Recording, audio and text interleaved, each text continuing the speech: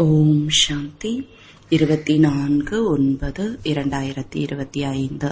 இனிமையான குழந்தைகளே, உங்களுடைய பேட்டரியை சார்ஜ் செய்வதற்காக தந்தை வந்திருக்கிறார். எந்த அளவு நீங்கள் நினைவில் இருக்கிறீர்களோ அந்த அளவு பேட்டரி சார்ஜ் ஆகிக் கொண்டே செல்லும். கேள்வி: உங்களுடைய உண்மையான படகிற்கு ஏன் புயல் அடிக்கிறது? ஏனென்றால் இந்த சமயம் செயற்கையானவர்கள் அதிகமாக தோன்றியிருக்கிறார்கள். சிலர் தன்னையே கடவுள் என்கிறார்கள், சிலர் மந்திர தந்திரங்களை காண்பிக்கிறார்கள். ஆகவே மனிதர்களால் உண்மையை பகுத்தாராய முடியவில்லை. உண்மையின் படகை அசைப்பதற்கு முயற்சி செய்கிறார்கள். ஆனால் நம்முடைய உண்மையான படகு ஒரு பொழுதும் மூழ்காது என உங்களுக்கு தெரியும். இன்று யார் தடைகளை ஏற்படுத்துகிறார்களோ அவர்கள் இங்கேதான் சத்கதிக்கான வழி கிடைக்கிறது என நாளை புரிந்து கொள்வார்கள். அனைவருக்காகவும் இந்த ஒரு கடைதான் இருக்கிறது. ஓம் சாந்தி. ஏனென்றால் ஆத்மா காது மூலமாக கேட்கிறது. ஆத்மாவில் தான் தாரணை ஆகிறது. பாபாவின் ஆத்மாவில் கூட ஞானம் நிரம்பி இருக்கிறது. குழந்தைகள் இந்த பிறவியில் ஆத்ம உணர்வுடையவர்களாக வேண்டும். பக்தி மார்க்கத்தில் 63 பிறவிகளில் துவாபர யுகத்திலிருந்து நீங்கள் தேக உணர்வில் இருக்கிறீர்கள். ஆத்மா என்றால் என்ன என்பது தெரியவில்லை. நிச்சயம் ஆத்மா இருக்கிறது. ஆத்மாதான் உடலில் பிரவேசமாகிறது. ஆத்மாவிற்கு தான் துக்கம் ஏற்படுகிறது. தூய்மையற்ற ஆத்மா தூய்மையான ஆத்மா என்று கூறப்படுகிறது. தூய்மையற்ற பரமாத்மா என்று ஒரு பொழுதும் கேட்டது இல்லை. ஒருவேளை அனைவருக்குள்ளும் பரமாத்மா இருந்தால் தூய்மையற்ற பரமாத்மா ஆகிவிடுவர். எனவே முக்கியமான விஷயம் ஆத்ம உணர்வுடையவராக வேண்டும். ஆத்மா எவ்வளவு சிறியதாக இருக்கிறது, அதில் எப்படி பதிவுகள் நிரம்பி இருக்கிறது என்பது தெரியவில்லை. நீங்கள் புதிய விஷயங்களை கேட்கிறீர்கள். இந்த நினைவு யாத்திரையை பாபாதான் கற்பிக்கிறார். வேறு யாரும் கற்பிக்க முடியாது. இதில் உழைப்பு இருக்கிறது. அடிக்கடி தன்னை ஆத்மா என்று புரிந்து கொள்ள வேண்டும். பாருங்கள், இந்த எமர்ஜென்சி லைட் கூட வந்திருக்கிறது. இது பேட்டரி மூலமாக எரிகிறது. பிறகு இதை சார்ஜ் செய்கிறார்கள். பாபா அனைவரையும் விட பெரிய சக்தி வாய்ந்தவர். எவ்வளவு ஆத்மாக்கள் இருக்கின்றன, அனைவரையும் அந்த சக்தியால் நிரப்ப வேண்டும். பாபா சர்வ சக்திவான் ஆவார். ஆத்மாக்களாகிய நாம் அவருடன் தொடர்பு கொள்ளவில்லை என்றால் பேட்டரி எப்படி சார்ஜ் ஆகும்? முழு கல்பமும் சார்ஜ் குறைந்து கொண்டே போகிறது. இப்பொழுது மீண்டும் பேட்டரியை சார்ஜ் செய்ய வேண்டி இருக்கிறது. நம்முடைய பேட்டரியின் சார்ஜ் குறைந்து விட்டது. இப்பொழுது மீண்டும் சார்ஜ் செய்ய வேண்டும் என குழந்தைகள் புரிந்து கொள்கிறார்கள். எப்படி? என்னுடன் தொடர்பு கொள்ளுங்கள் என பாபா கூறுகிறார். இது மிகவும் எளிதாக புரிந்து கொள்ள வேண்டிய விஷயம். என்னுடன் புத்தியை இணைத்தால் உங்களுடைய ஆத்மாவில் சக்தி நிறைந்து தூய்மையாகிவிடும் என பாபா கூறுகிறார். படிப்பில்தான் வருமானம் இருக்கிறது. நீங்கள் நினைவினால் தூய்மையாகிறீர்கள். ஆயுள் அதிகரிக்கிறது. பேட்டரி சார்ஜ் ஆகிறது. ஒவ்வொருவரும் பாபாவை எவ்வளவு நினைவு செய்கிறோம் என பார்க்க வேண்டும். பாபாவை மறப்பதால் பேட்டரியில் சார்ஜ் காலியாகி விடுகிறது. யாருக்கும் உண்மையான தொடர்பு இல்லை. குழந்தைகளாகிய உங்களுடையதுதான் உண்மையான தொடர்பு ஆகும். பாபாவை நினைவு செய்யாமல் எப்படி ஜோதி எரியும்? ஒரு பாபா மட்டும்தான் ஞானம் அளிக்கிறார். ஞானம் என்பது பகல், பக்தி என்பது இரவு என உங்களுக்கு தெரியும். பிறகு இரவின் மீது வைராகியம் ஏற்படுகிறது. பிறகு பகல் ஆரம்பமாகிறது. இரவை மறந்து விடுங்கள் என பாபா கூறுகிறார். இப்பொழுது பகலை நினைவு செய்யுங்கள். சொர்க்கம் என்பது பகலாகும், நரகம் இரவாகும். குழந்தைகளாகிய நீங்கள் இப்பொழுது சைத்தன்யத்தில் இருக்கிறீர்கள். இந்த உடல் அழியக்கூடியது, மண்ணினால் ஆனது, மண்ணோடு கலந்து விடுகிறது. ஆத்மா அழிவற்றதல்லவா? மற்றபடி பேட்டரியின் சார்ஜ் குறைந்து விட்டது. இப்பொழுது குழந்தைகளாகிய நீங்கள் எவ்வளவு புத்திசாலி ஆகிறீர்கள். உங்களுடைய புத்தி வீட்டிற்கு போகிறது. நாம் அங்கிருந்து வந்தோம். இங்கே சூட்சும வதனத்தை பற்றி தெரிந்துவிட்டது. அங்கே 4 புஜங்களை உடைய விஷ்ணுவை காண்பிக்கிறார்கள். இங்கேயோ 4 புஜங்கள் இருக்காது. பிரம்மா சரஸ்வதி தான் லக்ஷ்மி நாராயணன் ஆகிறார்கள் என்பது யாருடைய புத்தியிலும் இல்லை. ஆகவே விஷ்ணுவிற்கு 4 புஜங்களை காண்பிக்கிறார்கள். பாபாவை தவிர வேறு யாரும் புரிய வைக்க முடியாது. ஆத்மாவில்தான் சம்ஸ்காரம் நிரம்பி இருக்கிறது. ஆத்மாதான் தமோ பிரதானத்திலிருந்து மீண்டும் சதோ பிரதானமாகிறது. ஓ பாபா, நாங்கள் சக்தியற்றவர்களாகிவிட்டோம். இப்பொழுது நீங்கள் வாருங்கள், எங்களை சார்ஜ் செய்யுங்கள் என ஆத்மாக்கள் தந்தையை அழைக்கிறார்கள். எந்த அளவு நினைக்கிறீர்களோ அந்த அளவு சக்தி கிடைக்கும் என்று இப்பொழுது தந்தை கூறுகிறார்.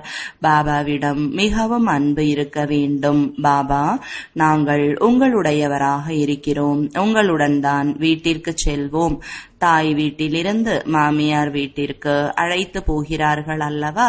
இங்கே உங்களுக்கு 2 தந்தையர் உங்களை அலங்காரம் செய்வதற்காக கிடைத்திருக்கிறார்கள். அலங்காரம் கூட நன்றாக இருக்க வேண்டும். அதாவது அனைத்து குணங்களும் நிறைந்தவர்களாக ஆக வேண்டும். எனக்குள் எந்த அவகுணமும் இல்லையே என தன்னையே கேட்டுக்கொள்ளுங்கள். மனதில் ஒருவேளை புயல் வரலாம். செயல்களில் எதையும் செய்யவில்லை, யாருக்கும் துக்கத்தை கொடுக்கவில்லையா? துக்கத்தை நீக்கி சுகமளிக்க கூடியவர் பாபா. நாம் அனைவருக்கும் சுகத்தின் வழியை தெரிவிக்கின்றோம். பாபா அதிகமான யுக்திகளை தெரிவித்துக் கொண்டே இருக்கிறார். நீங்கள் படை வீரர்கள். உங்களுடைய பெயர் பிரஜாபிதா, பிரம்மா குமார், குமாரிகள். யார் உள்ளே வந்தாலும் முதலில் எங்கிருந்து வந்திருக்கிறீர்கள், யாரிடம் வந்திருக்கிறீர்கள் என கேளுங்கள். நாங்கள் பிகேவிடம் வந்திருக்கிறோம் என கூறுவார்கள். சரி, பிரம்மா யார்? பிரஜாபிதா பிரம்மாவின் பெயர் எப்போதாவது கேட்டிருக்கிறீர்களா? ஆம், நீங்கள் கூட பிரஜாபிதா பிரம்மாவின் குழந்தைகள்தான். நாம் அனைவரும் குழந்தைகளாகிவிட்டோம் அல்லவா? உங்களுடைய தந்தை இருக்கிறார், உங்களுக்கு அவரை பற்றி தெரியவில்லை. பிரம்மாவும் நிச்சயம் யாருக்காவது குழந்தையாக இருப்பார் அல்லவா? அவருடைய தந்தையின் உடல் பார்ப்பதற்கு தெரிவது இல்லை. பிரம்மா, விஷ்ணு, சங்கர், இந்த மூவருக்கும் மேலே சிவ பாபா இருக்கிறார். மூவரையும் படைக்கக்கூடியவர் திரிமூர்த்தி சிவன் என்று கூறப்படுகிறது. மேலே ஒரு சிவபாபா, பிறகு மூவர் இருக்கிறார்கள். வம்சம் இருக்கிறது அல்லவா? பிரம்மாவின் தந்தை நிச்சயம் பகவானாக தான் இருப்பார். அவர் ஆத்மாக்களின் தந்தை. சரி, பிரம்மா எங்கிருந்து வந்தார்? நான் இவருக்குள் பிரவேசமாகி இவருடைய பெயரை பிரம்மா என வைக்கிறேன் என தந்தை கூறுகிறார். குழந்தைகளாகிய உங்களுக்கும் பெயர் வைத்தார். இவருக்கும் பிரம்மா என்ற பெயரை வைத்தார். இது என்னுடைய தெய்வீக அலௌகீக பிறவி என கூறுகிறார். குழந்தைகளாகிய உங்களை தத்தெடுக்கிறேன், மற்றபடி இவருக்குள் பிரவேசமாகிறேன். பிறகு உங்களுக்கு கற்றுக் கொடுக்கிறேன். ஆகவே இவர் பாப் தாதா ஆகிவிட்டார். யாருக்குள் பிரவேசம் செய்தேனோ அவருடைய ஆத்மா இருக்கிறது அல்லவா? அவருக்கு பக்கத்தில் வந்து அமர்கிறேன். 2 ஆத்மாக்களின் நடிப்பு இங்கு அதிகமாக நடக்கிறது. ஆத்மாவை அழைக்கிறார்கள் என்றால் ஆத்மா எங்கே வந்து அமரும்? நிச்சயம் பிராமணரின் பக்கத்தில் வந்து அமரும். இங்கேயும் 2 ஆத்மாக்கள், பாபா மற்றும் தாதா. இவருக்கு அவருடைய பிறவிகளை பற்றி தெரியாது என பாபா கூறுகிறார். நீங்கள் கூட உங்களுடைய பிறவிகளை பற்றி தெரிந்து கொள்ளவில்லை என உங்களுக்கும் கூறுகிறார். இப்பொழுது கல்ப கல்பமாக 84 பிறவிகளின் சக்கரத்தில் சுழன்று மீண்டும் போகிறோம் என்ற நினைவு வந்திருக்கிறது. இது சங்கம யுகம். இப்பொழுது டிரான்ஸ்பர் ஆகிறோம். யோகத்தினால் நீங்கள் சதோ பிரதானம் ஆகிவிடுவீர்கள். பேட்டரி சார்ஜ் ஆகிவிடும். பிறகு சத்யுகத்திற்கு வந்து விடுவீர்கள். புத்தியில் முழு சக்கரமும் சுழன்று கொண்டே இருக்கிறது. விரிவாக போக முடியாது. மரத்திற்கு கூட ஆயுள் இருக்கிறது, பிறகு காய்ந்து போகிறது. இங்கே கூட அனைத்து மனிதர்களும் காய்ந்து போனவர்கள் போல ஆகிவிட்டனர். அனைவரும் ஒருவருக்கொருவர் துக்கமளித்துக் கொண்டே இருக்கிறார்கள். இப்பொழுது அனைவரின் உடலும் அழிந்து போகும். ஆகும். மீதமுள்ள ஆத்மாக்கள் சென்று விடுவார்கள். இந்த ஞானத்தை பாபாவை தவிர வேறு யாரும் கொடுக்க இயலாது. பாபாதான் உலகத்தின் ராஜ்ய பதவியை கொடுக்கிறார். அவரை எவ்வளவு நினைக்க வேண்டும்? நினைவில் இல்லாததால் மாயை அடித்து விடுகிறது. எல்லாவற்றையும் விட கடுமையான அடி விகாரத்தினுடையது ஆகும். யுத்த மைதானத்தில் பிராமணர்களாகிய நீங்கள் இருக்கிறீர்கள் அல்லவா? எனவே உங்களுக்கு தான் புயல் வரும். ஆனால் எந்த பாவ கர்மமும் செய்யக்கூடாது. பாவ கர்மம் செய்தீர்கள் என்றால் தோல்வி அடைந்து விடுவீர்கள். குழந்தைகள் தொல்லைப்படுத்தினார்கள் என்றால் கோபம் வந்து விடுகிறது. குழந்தைகள் நன்கு வளர்க்கவில்லை என்றால் கெட்டுப்போய் விடுவார்கள். அதனால் இதை செய்ய வேண்டியுள்ளது என்று கூறி பாபாவிடம் கேட்கிறார்கள். அடிக்காமல் இருக்க முயற்சி செய்யுங்கள். கிருஷ்ணரை உடலில் கட்டி போட்டனர் என காண்பிக்கிறார்கள் அல்லவா? கயிற்றால் கட்டுங்கள். உணவளிக்காதீர்கள். அழுதழுது கடைசியில் இப்படி செய்ய மாட்டோம் என்று கூறுவார்கள். குழந்தை என்பதால் மீண்டும் செய்வார்கள். புத்தி சொல்லித்தர வேண்டும். பாபா கூட குழந்தைகளே ஒரு பொழுதும் விகாரத்தில் ஈடுபடாதீர்கள். குலத்திற்கு களங்கம் ஏற்படுத்தாதீர்கள் என்று கற்றுத்தருகிறார். லௌகீகத்தில் கூட சில குழந்தைகள் கெட்டவர்களாக இருந்தால் முகத்தில் ஏன் கரியை பூசுகிறாய், குலத்தை ஏன் களங்கப்படுத்துகிறாய் என தாய் தந்தையர் கூறுகிறார்கள் அல்லவா? வெற்றி தோல்வி, தோல்வி வெற்றி, அடைந்து கடைசியில் வெற்றி கிடைத்துவிடும். உண்மையின் படகிற்கு அதிகமான புயல்கள் வரும். ஏனென்றால் செயற்கையானவர்கள் அதிகமாக தோன்றிவிட்டனர். சிலர் தன்னையே பகவான் என்கிறார்கள். சிலரோ வேறு என்னவெல்லாம் கூறுகிறார்கள். அதிகமான மந்திர தந்திரங்களை காண்பிக்கிறார்கள், காட்சிகளை காண்பிக்கிறார்கள். அனைவருக்கும் சத்கதி அளிப்பதற்காக தந்தை வந்திருக்கிறார். பிறகு இந்த காடும் இருக்காது, காட்டில் வசிக்கக்கூடியவர்களும் இருக்க மாட்டார்கள். இப்பொழுது நீங்கள் சங்கம யுகத்தில் இருக்கிறீர்கள். இந்த பழைய உலகம் சுடுகாடு ஆகிவிட்டது என உங்களுக்கு தெரியும். இறக்கப் போகிறவர்களிடம் யாரும் மனதை வைக்க முடியாது. இந்த உலகம் முடிந்துவிட்டது, விநாசம் ஆகியே விட்டது. புதிய உலகம் பழையதாகும் பொழுதுதான் தந்தை வருகிறார். தந்தையை நன்கு நினைவு செய்தால் பேட்டரி சார்ஜ் ஆகும். மிகவும் நன்றாக வாணியை நடத்துகிறார்கள். ஆனால் நினைவின் கூர்மை இல்லை என்றால் அந்த சக்தி இருக்காது, கூர்மையான வாளாக இருக்காது. இது ஒன்றும் புதிய விஷயம் இல்லை என பாபா கூறுகிறார். 5000 வருடங்களுக்கு முன்பு வந்திருந்தார். முன்பு எப்பொழுதாவது சந்தித்து இருக்கின்றீர்களா என பாபா கேட்கிறார். போன கல்பத்தில் சந்தித்தோம் என கூறுகின்றனர். சிலர் நாடகம் என்கிறார்கள். அதுவே முயற்சி செய்விக்கும் என்கிறார்கள். சரி, இப்பொழுது நாடகம் முயற்சி செய்வித்துக் கொண்டிருக்கிறது என்றால் செய்யுங்கள். ஒரே இடத்தில் அமர்ந்திருக்க கூடாது. யார் போன கல்பத்தில் முயற்சி செய்தார்களோ அவர்கள் செய்வார்கள். இதுவரை யார் வரவில்லையோ அவர்கள் வருவார்கள். யார் போக போக ஓடிவிட்டனரோ, திருமணம் செய்து கொண்டு விட்டனரோ அவர்கள் கூட நாடகத்தில் நடிப்பு இருந்தால் மீண்டும் வந்து முயற்சி செய்வார்கள். வேறு எங்கு போக முடியும்? பாபாவிடம்தான் அனைவரின் வாளும் மாட்ட வேண்டி இருக்கிறது. பீஷ்ம பிதா போன்றவர்களும் கூட கடைசியில் வருவார்கள். இப்பொழுது எவ்வளவு கர்வம் இருக்கிறது, பிறகு அந்த கர்வம் முடிந்துவிடும். நீங்களும் ஒவ்வொரு 5000 வருடங்களுக்கு பிறகும் நடிப்பை நடிக்கிறீர்கள்.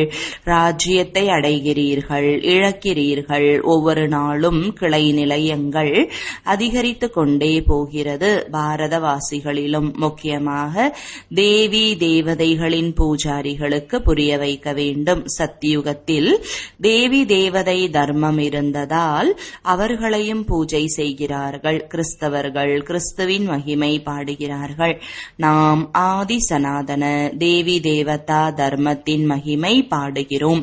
அதை யார் உருவாக்கியது? அவர்கள் கிருஷ்ணர் உருவாக்கினார் என நினைக்கிறார்கள். அதனால் அவருக்கு பூஜை செய்து கொண்டிருக்கிறார்கள். உங்களிலும் கூட வரிசைப்படியாக இருக்கிறது. சிலர் இன்னும் அதிகமாக உழைக்கிறார்கள். சிலர் யார் எவ்வளவு உழைக்கிறார்கள்?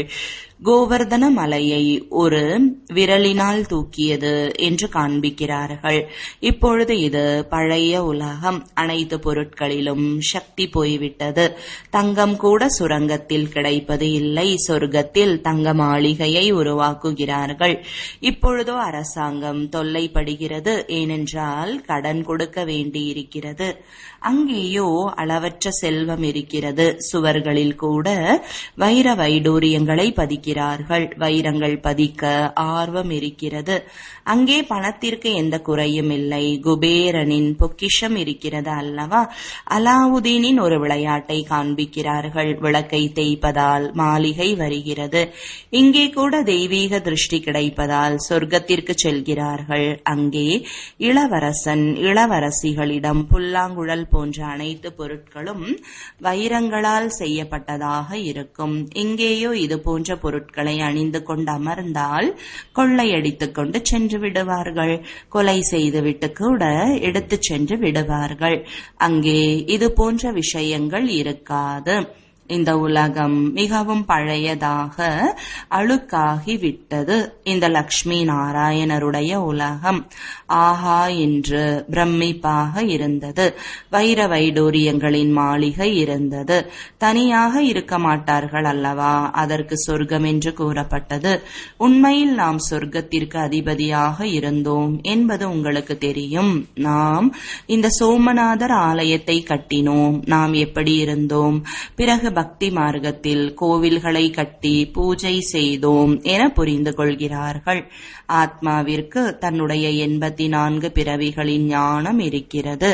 எத்தனை வைர வைடூரியங்கள் இருந்தது? அது அனைத்தும் எங்கே சென்றது? மெல்ல மெல்ல அனைத்தும் அழிந்து விட்டது. முகலாயர்கள் வந்தார்கள். எவ்வளவு கொள்ளையடித்து சென்று சமாதிகளில் வைரங்களை பதித்தனர். தாஜ்மஹால் போன்றவைகளை கட்டினார்கள்.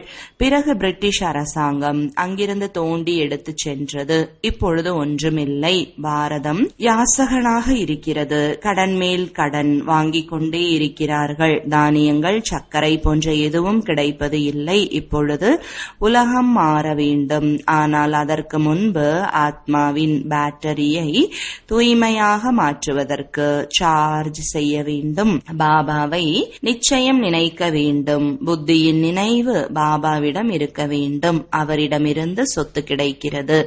இதில்தான் மாயையின் போர் ஏற்படுகிறது. முன்பு இந்த விஷயங்களை பற்றி உங்களுக்கு எதுவும் புரியவில்லை. மற்றவர்கள் எப்படி இருக்கிறார்களோ அப்படிதான் இருந்தீர்கள். இப்பொழுது நீங்கள் சங்கம யுகத்தினர். அவர்கள் அனைவரும் கலியுகத்தினர். இவர்களுக்கு என்ன தோன்றுகிறதோ அதை கூறிக்கொண்டு இருக்கிறார்கள் என மனிதர்கள் கூறுகிறார்கள். ஆனால் புரிய வைப்பதற்கு யுக்திகள் வேண்டும் அல்லவா? மெல்ல மெல்ல உங்களுடைய வளர்ச்சி ஏற்பட்டு கொண்டே இருக்கும். இப்பொழுது பாபா மிக பெரிய பல்கலைக்கழகத்தை திறந்து வைத்துள்ளார். இதில் புரிய வைப்பதற்கு படங்கள் வேண்டும் அல்லவா? இன்னும் போக போக உங்களிடம் இந்த படங்கள் அனைத்தும் டிரான்ஸ்லேட் போன்று ஆகிவிடும். பிறகு புரிய வைப்பது எளிதாகிவிடும். நாம் நமது ராஜ்யத்தை பாபாவின் நினைவு மற்றும் ஞானத்தினால் மீண்டும் ஸ்தாபனை செய்து கொண்டிருக்கிறோம். மாயை கடைசியில் மிகவும் ஏமாற்றுகிறது. ஏமாற்றத்திலிருந்து பாதுகாப்பாக இருங்கள் என பாபா கூறுகிறார். வழிமுறைகளை தெரிவித்துக் கொண்டே இருக்கிறார். பாபாவை நினைத்தால் உங்களுடைய பாவ கர்மங்கள் அழிந்து போகும். நீங்கள் இந்த லக்ஷ்மி நாராயணரை போல ஆகிவிடுவீர்கள் என்று மட்டும் வாயால் கூறுங்கள். இந்த பேட்ஜ் கூட பகவானே உருவாக்கியது. ஆகையால் இதற்கு எவ்வளவு மதிப்பளிக்க வேண்டும்? நல்லது. இனிமையிலும் இனிமையான காணாமல் போய் கண்டெடுக்கப்பட்ட செல்லமான குழந்தைகளுக்கு தாயும் தந்தையுமாகிய பாப்தாதாவின் அன்பு நினைவுகள் மற்றும் காலை வணக்கங்கள். ஆன்மீக குழந்தைகளுக்கு ஆன்மீக தந்தையின் வணக்கங்கள். ஆன்மீக தந்தைக்கு ஆன்மீக குழந்தைகளின் அன்பு நினைவுகளும் வணக்கங்களும். தாரணைக்கான முக்கிய சாரம் முதலாவது, அனைத்து குணங்களினாலும் தன்னை அலங்காரம் செய்து கொள்ள வேண்டும். ஒரு பொழுதும் யாருக்கும் துன்பம் அளிக்க கூடாது. அனைவருக்கும் சுகத்திற்கான வழியை காட்ட வேண்டும். இரண்டாவது, முழு உலகமும் சுடுகாடு ஆகிவிட்டது. ஆகவே இதன் மீது மனதை செலுத்தாதீர்கள். இப்பொழுது நாம் டிரான்ஸ்பர் ஆகி கொண்டிருக்கிறோம். நாம் புதிய உலகிற்கு செல்ல வேண்டும் என்ற நினைவு இருக்கட்டும். வரதானம், மாயை அல்லது தடைகளிடமிருந்து பாதுகாப்பாக இருக்கக்கூடிய பாப் தாதாவின் குடை நிழலுக்கு அதிகாரி ஆகுக. விளக்கம், யார் பாப் தாதாவின் தேடி கண்டெடுக்கப்பட்ட குழந்தையாக இருக்கிறார்களோ அவர்களுக்கு பாப் தாதாவின் குடை நிழல் அதிகார ரூபத்தில் கிடைத்து விடுகிறது. அந்த குடை நிழலில் மாயை வருவதற்கான சக்தி கிடையாது. அத்தகையவர்கள் எப்பொழுதும் மாயையின் மீது வெற்றி பெற்று விடுவார்கள். இந்த நினைவு என்ற குடை நிழல் அனைத்து தடைகளில் இருந்தும் பாதுகாப்பாக வைத்துவிடும். எந்த விதமான தடைகளும் குடை நிழலில் இருப்பவரிடம் வர முடியாது. குடை நிழலில் இருப்பவர்களுக்கு கடினமான விஷயங்கள் கூட எளிதாகிவிடும். மலைக்கு சமமான விஷயங்கள் கூட பஞ்சுக்கு சமமாக அனுபவமாகும். ஸ்லோகன், பிரபுவிற்கு பிரியமானவர், மக்களுக்கு பிரியமானவர் மற்றும் சுயத்திற்கு பிரியமானவர் ஆவதற்கு திருப்தியின் குணத்தை தாரணை செய்யுங்கள். அவ்யக்த சமிஞ்சை, இப்பொழுது ஈடுபாடு எனும் அக்னியை மூட்டி யோகத்தை ஜுவாலை ரூபமாக ஆக்குங்கள். விசேஷமாக நினைவு யாத்திரையை சக்திசாலியாக ஆக்குங்கள். ஞான சொரூபத்தின் அனுபவி ஆகுங்கள். சிரேஷ்ட ஆத்மாக்களாகிய உங்கள் சுபமான உள்ளுணர்வு, நன்மைக்கான உள்ளுணர்வு மற்றும் சக்திசாலியான சூழ்நிலை அநேகம் தவித்துக் கொண்டிருக்கும், அலைந்து கொண்டிருக்கும், உதவி கேட்டு அழைத்துக் கொண்டுள்ள ஆத்மாக்களுக்கு ஆனந்தம், அமைதி மற்றும் சக்தியின் அனுபவத்தை செய்விக்கும். ஓம் சாந்தி.